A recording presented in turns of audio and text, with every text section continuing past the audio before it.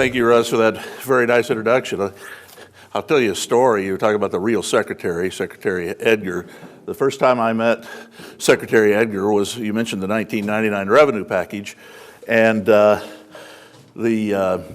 Governor Thompson was still around at that point, and the secretary was Greg Bays, and I was Director of Planning and Programming, and we had a plan to increase the gas tax and raise the license plate fees. There was only one problem. The secretary had failed to talk to the real secretary, and my first meeting with Jim Edgar was when Greg and I went and met with him to explain to him why we were raising license fees and forgot to talk to him about it. So it's a miracle he ever appointed me Secretary of Transportation.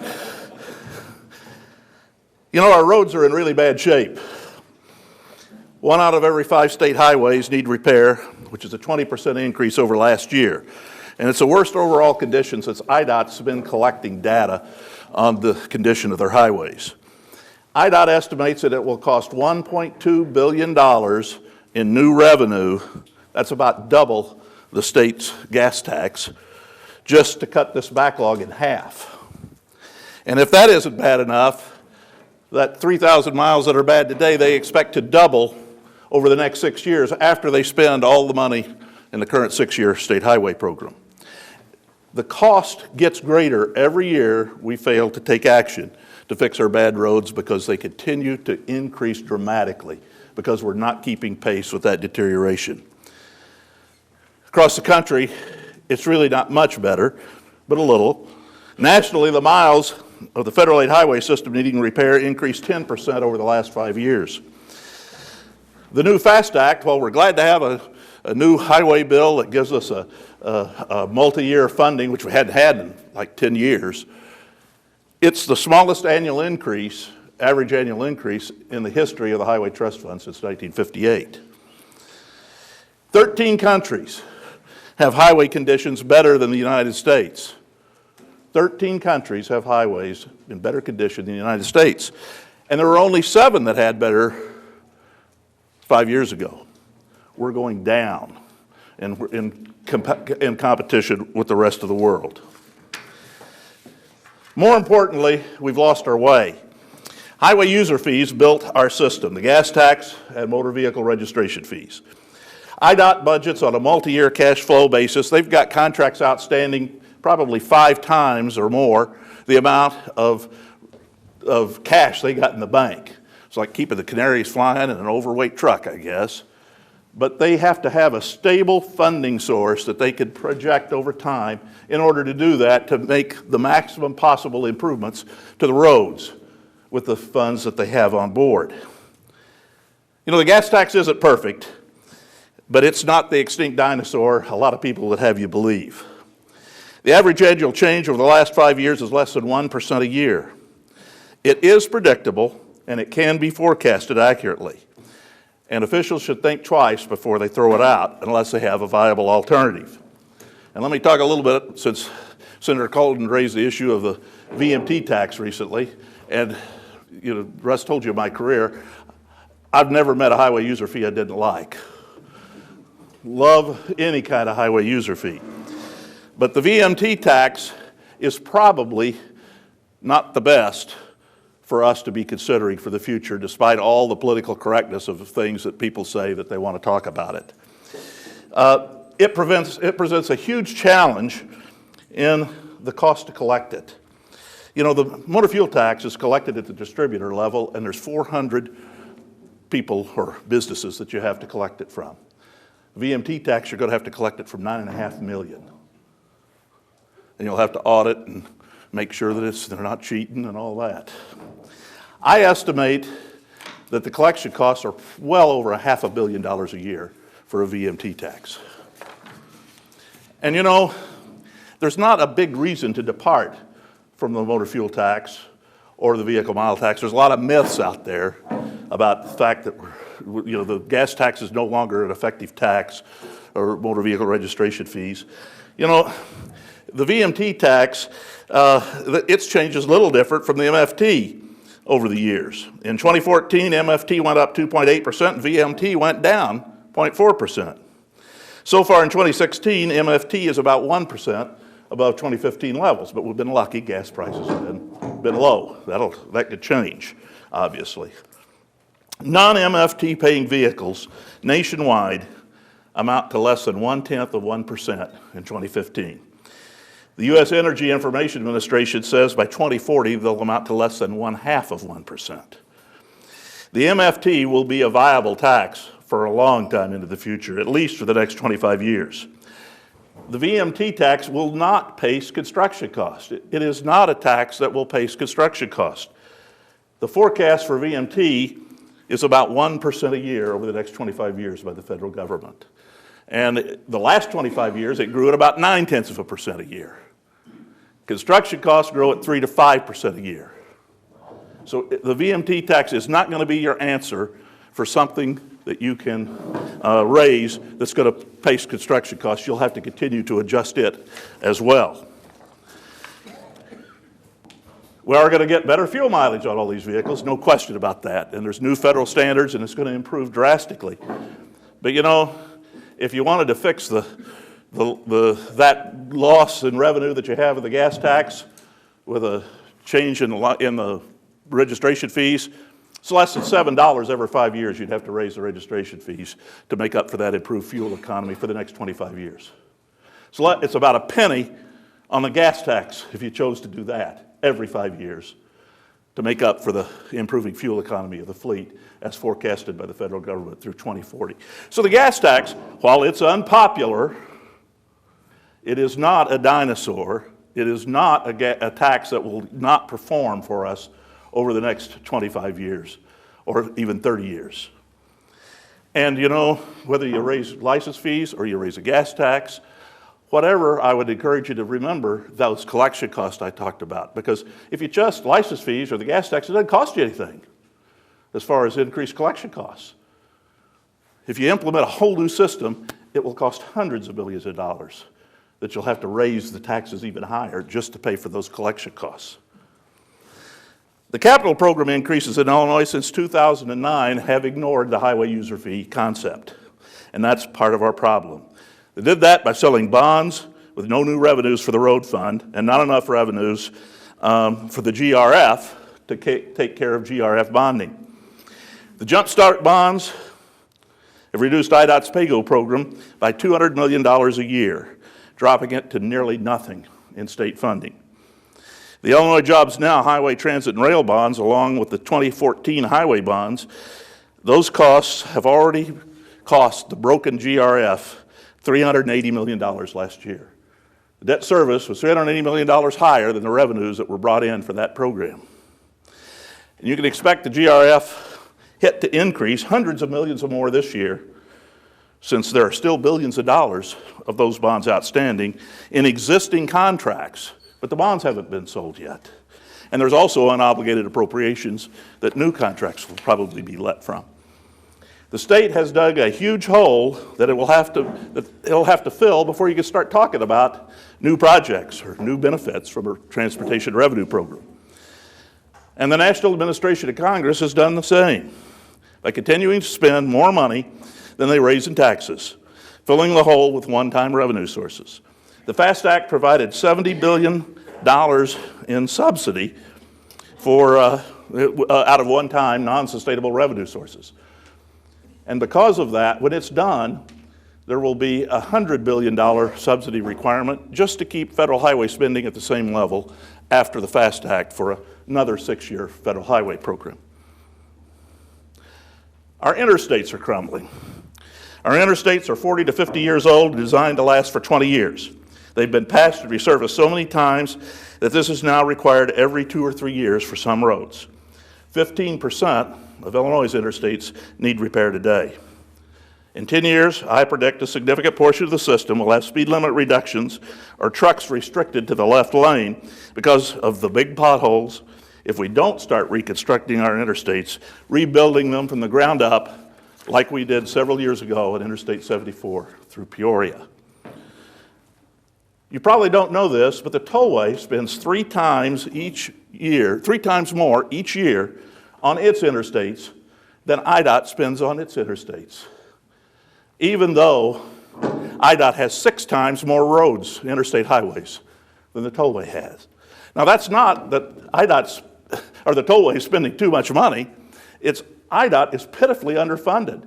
The tollway is reconstructing their interstates. IDOT does not have the revenues to do that. The estimates to reconstruct IDOT's interstate system exceed $50 billion. And it would take a 21-cent increase in our 19-cent gas tax just to do it over 32 years, the time in which it took to build the interstate system. Craig's going to tell you more about this, but local roads need state revenue sharing. Local governments continue to lose their share of highway user fee revenues. And a lot of you might say, well, of course, some of you with the local government won't say this, but some of you with state government do say this, because I heard it while I was dealing with members of the General Assembly. Why should the state raise taxes for local roads? I'm going to give you a few reasons to think about, to see what you think about them. First of all, highways are a system. A trip won't happen without driving on both state and local roads. Therefore, if we finance roads with user fee improvements, there should be a fair and equitable allocation of those revenues. User fees should be levied at the state level for efficiency and the lowest administrative cost, so the maximum revenue goes for road improvements. Local gas taxes create economic disadvantages across geographic boundaries for businesses. They increase collection and enforcement costs, and most importantly, they reduce the ability to get legislative support for statewide gas taxes because local gas taxes in their areas are high. Local vehicle registrations are expensive to enforce. And we can't count on a large number of local governments to raise revenues to provide an acceptable statewide level of service for our citizens. Local governments cover a wide range of size and financial capability. Generally, the larger the government, the more financial capability. But they generally have about the same miles of roads as many of the smaller local governments have because of the geography involved in Illinois. Only the state can provide the necessary resources to maintain a consistent statewide system of local roads in an acceptable condition. And this is a similar issue relating to the need for state funding for our school systems. We need a plan. If you've been keeping track from the beginning, I identified the need for a 40-cent increase in the state gas tax just to bring our state highways to 90% acceptable and to rebuild our interstates over 32 years. No money for transit, no money for local roads, no money for any other improvements, new 4-lane roads or capacity improvements, safety improvements, whatever. Not very realistic or likely, right? Probably not. Probably not. But we need a plan. We're burning our living room furniture to keep warm as we continue to refuse to raise the revenue necessary to support our spending increases. And our spending increases, when we make them, are not targeted to meet our repair and replacement needs.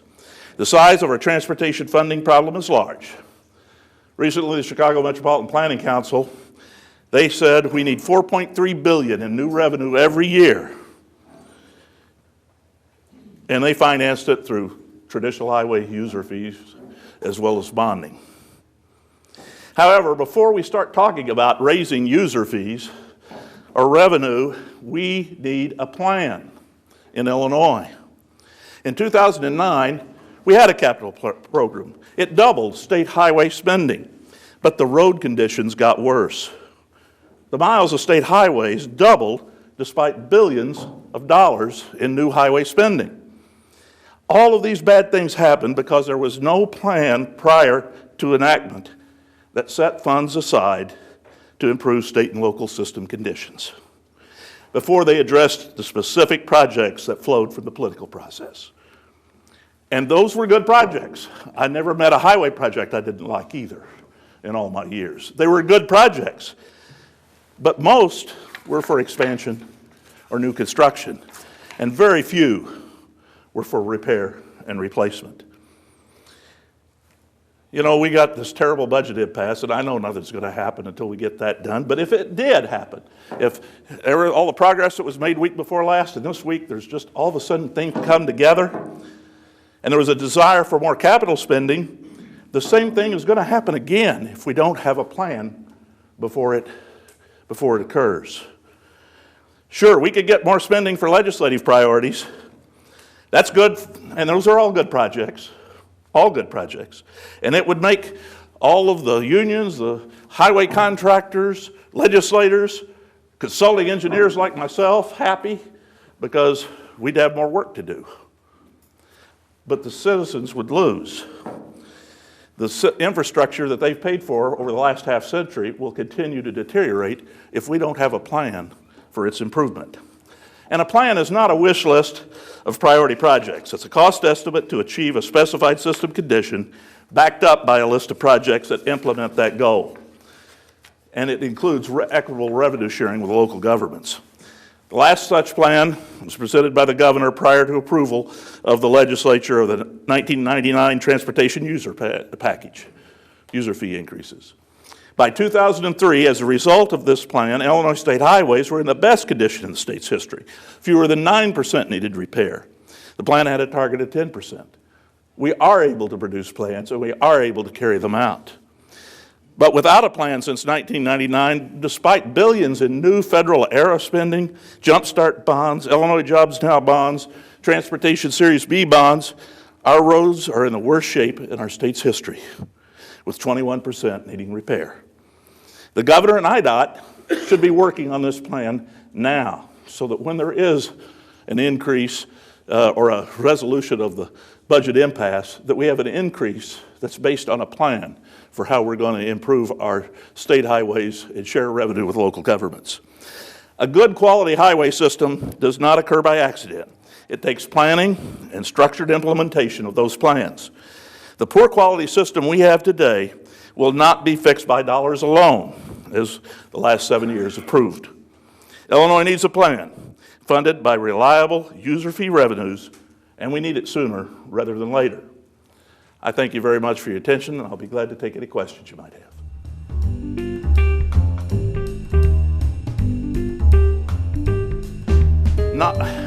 Not so far, not a lot. Diversions are something that I've wrestled with when I was secretary, and the folks that followed me have wrestled with, and they're always there. There was a $500 million fund sweep last year of the road fund, and that just went to general revenue funds. And so maybe some of that went to transit. I don't know where. I don't know. But there's no real direct funding today. Now, a lot of people are calling now for, if there is a gas tax, that a portion of that ought to go to public transportation. And that's an issue for the legislature to decide. We certainly do that at the federal level. They share the gas tax at the federal level. And there's got to be some funding for transit statewide. But I know the difficulty that is to sell downstate. That's a very tough sell, that if you put gas in your car, that you're sending money to the CTA. But the CTA does need money. And their system is in as bad a straits as the state's highway system is. Yes, sir.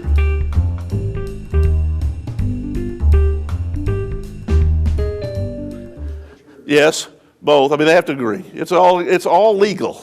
It's not against the law, and it has been done off and on for years. No question about that. But it takes legislation to use that money for something else, and it takes the approval of the governor. And generally, the governor's the one that asks for that. And, even my boss took money after Illinois First for, and I can't remember how much it was, but I think it was like $100 million or something for education from the road fund. And of course, I wasn't for that, but it didn't matter. I worked for him, so we did it. And the legislature passed a law to do it.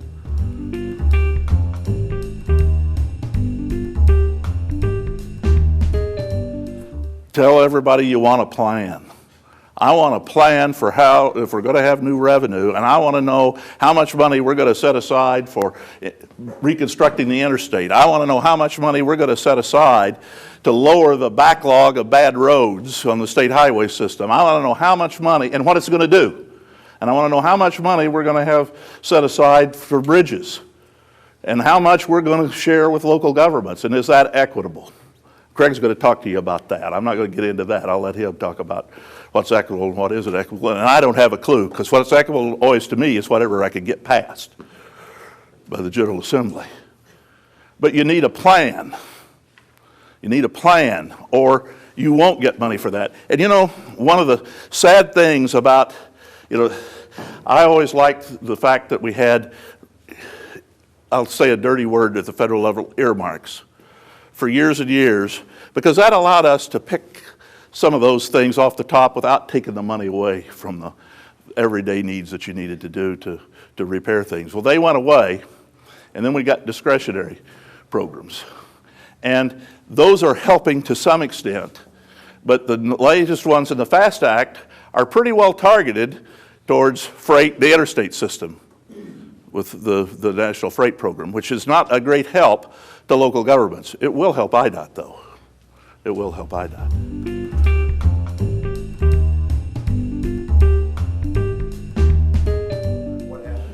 Well, the only way we'll ever get it done in 32 years.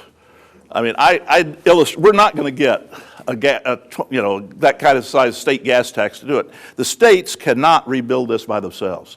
They're going to have to contribute some money. The state ought to be contributing maybe $500 million a year. Well, that's not going to do it in 32 years. A state the size of Illinois. But how's Wyoming going to do it? Or how's Montana going to do it? Montana's got the same miles as Indiana or Georgia. But they don't have any traffic. They don't have any money. And a lot of it's in mountains. So they can't, and theirs is old and falling apart too.